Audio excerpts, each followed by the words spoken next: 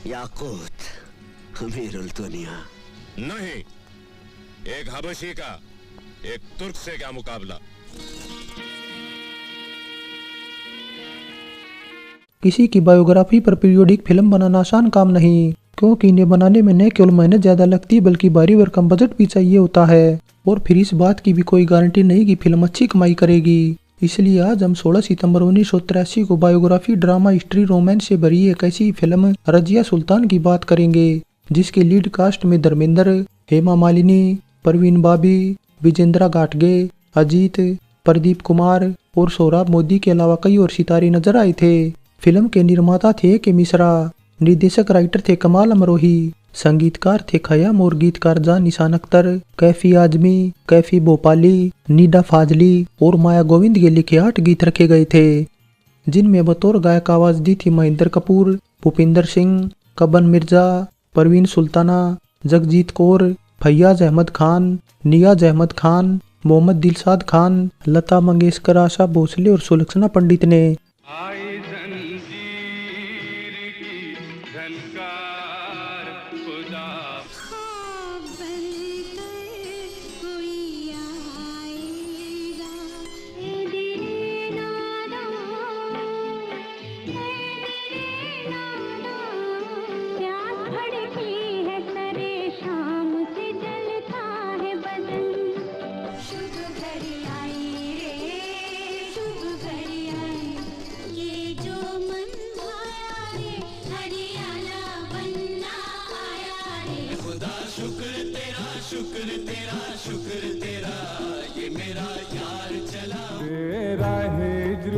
मेरा नसीब है। रजिया सुल्तान का गीत संगीत बेहतरीन था और ज्यादातर गीत पसंद किए गए थे, लेकिन फिर भी यह दिली नादान फिल्म का सबसे ज्यादा सुना जाने वाला गीत था। तकरीबन 3 घंटे की इस फिल्म को अगर 6.3 आउट ऑफ 10 IMDb रेटिंग मिली है तो बजट इसका तकरीबन 4 करोड़ रुपए के आसपास था। और रिलीज के बाद बॉक्स ऑफिस इंडिया पर यह 2 करोड़ की कमाई करने केवल बुरी तरह पिट गई, बल्कि इतने बजट के बावजूद फिल्म की ऐसी हालत थी कि ये टॉप 20 कमाऊ फिल्मों की लिस्ट में भी नहीं थी। साल 1983 की टॉप 5 कमाऊ फिल्मों की बात करें तो कुल्ली टॉप पर थी। नंबर 2 पर थी बेताब, 3 पर हीरो, 4 पर हिम्मत वाला और नंबर 5 पर अंधा कानून थी। तो ये तो बात रही रजिया सुल्तान से जुड़ी कास्ट और बजट से जुड़े कुछ आंकड़ों की। अब बात करते इससे जुड़े नॉन फैक्ट्स की। फैक्ट 1, निर्देशक कमाल अमरोही को वैसे तो साल 1972 में पाकीजा के लिए जाना जाता है, जिसे बनाने में उन्हें 15-16 साल लगे थे, क्योंकि फिल्म को पहले ब्लैक एंड व्हाइट, फिर कलर और आखिर में सिनेमा स्कोप में शूट कर रिलीज किया गया था।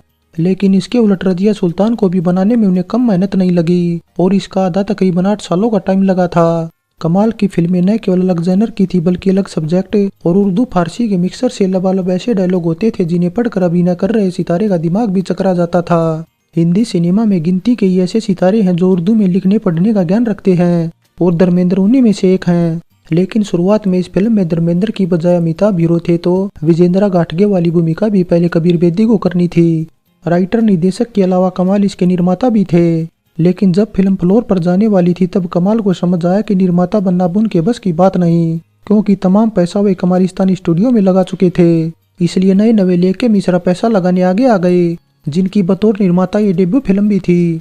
बिहार से ताल्लुक रखने वाले ए के मिश्रा का उस टाइम राजनीति में भी अच्छा खासा दखल था और ए के मिश्रा ही वे शख्स थे जो साल 1972 में पाकीजा के उत्तर भारत के डिस्ट्रीब्यूटर थे। उन्होंने न केवल फिल्म के जरिए बल्कि इम्पोर्ट एक्सपोर्ट के जरिए भी खूब दौलत कमा ली थी। उनके बारे में एक अफवाह ये भी कि वे हथियारों की डीलिंग में भी शामिल रहते थे। फिल्म की कास्टिंग में बदलाव भी ए के मिश्रा के आने के बाद ही हुए थे।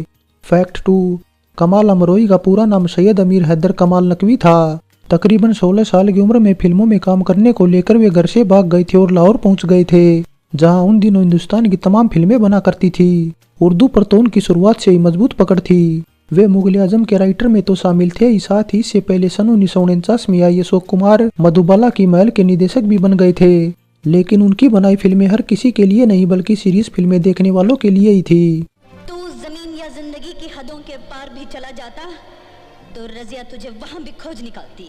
रजिया पर वैसे तो साल 1961 में रजिया सुल्ताना जैसी एक फिल्म बन चुकी थी जिसमें निरूपा रॉय रजिया के किरदार में थी, लेकिन इसमें फिल्मकारों ने उतनी गहराई में नहीं दिखाया जो कमाल अमरोही दिखाने की सोच रहे थे। उन्हें पेरिस के एक इंस्टीट्यूट से रजिया सुल्तान पर लिखी एक किताब से फिल्म बनाने का आइडिया मिला था, और इससे पहले जहां वे सिंपल तरीके से फिल्में फिल्माते थे, रजिया सुल्तान को अलग तरीके से फिल्माकर मुगल आजम से भी बड़ी पीरियोडिक फिल्म बनाना चाहते थे।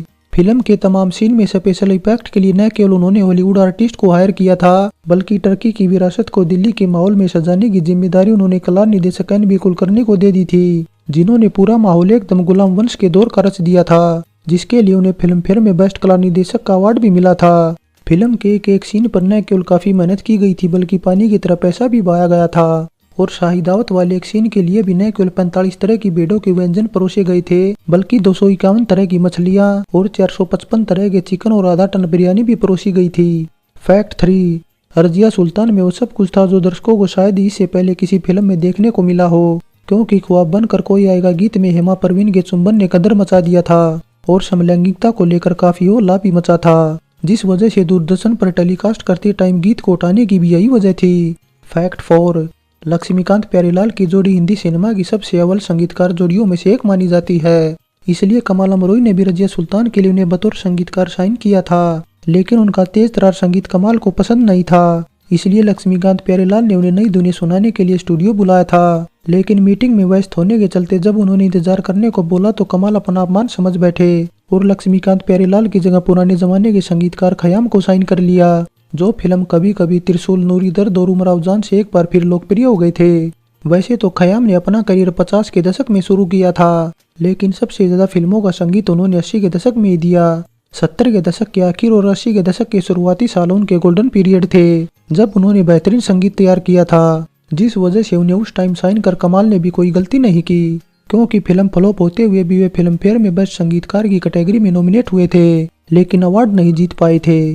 फैक्ट 5, ज्यादा बजट के चलते बॉक्स ऑफिस पर रजिया सुल्तान फ्लॉप होने से कुछ लोग कमाल पर इंडस्ट्री को कर्ज में डालने का आरोप लगा रहे थे, लेकिन इसके उलट कमाल इसे फ्लॉप मानने को तैयार नहीं थे, क्योंकि इससे पहले आई मुगल आजम, पाकीजा और शोले को भी फ्लॉप करार दिया गया था। लेकिन रजिया सुल्तान को लेकर भारत और मिडिल ईस्ट जैसे देशों में खूब कमाई जैसे तर्क उनकी तरफ से दिए जा रहे थे, तो सैकड़ों लोगों को रोजगार की बात भी वे कहते नजर आए थे, क्योंकि एक तो फिल्म बनाने में 8 साल लगे थे और जो भव्य सेट तैयार किया गया था उससे सैकड़ों कामगारों की रोजी रोटी चली थी, इसलिए कमाल ने इसे कभी फ्लॉप नहीं माना। फैक्ट 6, कमाल अमरोई से शादी के बावजूद 60 के दशक में बेशक धर्मेंद्र का मीना कुमारी से अफेयर चला था, लेकिन धर्मेंद्र को कभी कमाल ने जिम्मेदार नहीं ठहराया, क्योंकि धर्मेंद्र के पीछे दरअसल मीना कुमारी भाग रही थी। रजिया सुल्तान में कमाल ने धर्मेंद्र को उनकी उर्दू पर अच्छी पकड़ के कारण ही साइन किया था, लेकिन बावजूद इसके उर्दू का ज्ञान रखने वाले धर्मेंद्र ही कमाल के लिखे डायलॉग बोलकर चक्कर खा गए, क्योंकि उन्हें आधे समय समझ ही नहीं आया कि वे क्या बोल रहे हैं। रजिया सुल्तान में एक अफ्रीकी गुलाम याकूब का किरदार धर्मेंद्र के आज तक के सबसे अलग किरदारों में से एक है। हालांकि उनके किरदार को लेकर लोगों से अलग अलग किस्से कहानियां सुनने को मिले थे, क्योंकि दरअसल मीना कुमारी से अफेयर के चलते कमाल ने बदला लेने के लिए उन्हें अफ्रीकी गुलाम का किरदार देकर एक तरह से उनके मुंह पर कालिक पोत दी थी। फैक्ट 7, रजिया सुल्तान एकमात्र ऐसी फिल्म है जिसमें हेमा मालिनी को धर्मेंद्र से पहले क्रेडिट किया गया था, हालांकि ऐसा उनकी मेन भूमिका के कारण ही हुआ था। फैक्ट 8, शुरुआत में जब फिल्म की घोषणा की गई थी तब इसकी कहानी कुछ अलग थी और अभिनेत्री सारिका की लंबी भूमिका रखी गई थी, लेकिन जब कहानी दोबारा लिखी गई तो उनकी भूमिका काफी कम हो गई, जिसके चलते अमरोई ने उन्हें फिल्म न करने की सलाह दी थी, लेकिन सारिका उनके साथ सम्मान की बात कहते हुए छोड़ने को तैयार नहीं हुई। इसके अलावा राधा सलूजा भी ऐसी थी जिनका किरदार पहले से कम हो गया था, उन्हें भी फिल्म छोड़ने की सलाह दी थी, लेकिन वे भी सम्मान की खातिर फिल्म छोड़ने को तैयार नहीं हुई। फैक्ट 9, रजिया सुल्तान में पहली बार कमाल अमरोई के बेटे शानदार भी नजर आए थे, जिस पर कमाल अमरोई से जब सवाल किया गया तो उन्होंने बताया कि शानदार हमेशा एक अभिनेता बनना चाहते थे और रजिया सुल्तान के किरदार में वे फिट भी हो रहे थे, इसलिए उन्हें फिल्म में ले लिया गया। फैक्ट 10, रजिया इकलौती ऐसी मुस्लिम महिला सुल्ताना थी जिन्होंने हुकूमत की। उन्होंने 1205 ईस्वी से 1240 ईस्वी तक दिल्ली पर हुकूमत की थी, लेकिन रजिया फिल्म की रिलीज के बाद लोगों में बहुत से सवाल पैदा हो गए थे, क्योंकि कुछ लोग फिल्म की कहानी को गलत बता रहे थे, जिस पर कमाल ने बताया कि रजिया के बारे में उन्हें कोई सटीक जानकारी नहीं थी, उन्हें जो कुछ हासिल हुआ वो डॉक्यूमेंट्री पढ़कर ही मिला था। फैक्ट 11, रजिया सुल्तान के गीत लिखने का बीड़ा मशहूर राइटर जावेद अख्तर के पिता जां निशान अख्तर ने उठाया था। वे उर्दू के मशहूर विद्वान और शिक्षक थे, लेकिन फिल्म की मेकिंग के दौरान उनकी मौत से बाकी बचे गीतों का काम अधूरा रह गया, जिसके बाद बाकी बचे गीत नीडा फाजली, कैफी आजमी, कैफी भोपाली और माया गोविंद से लिखवाए गए थे।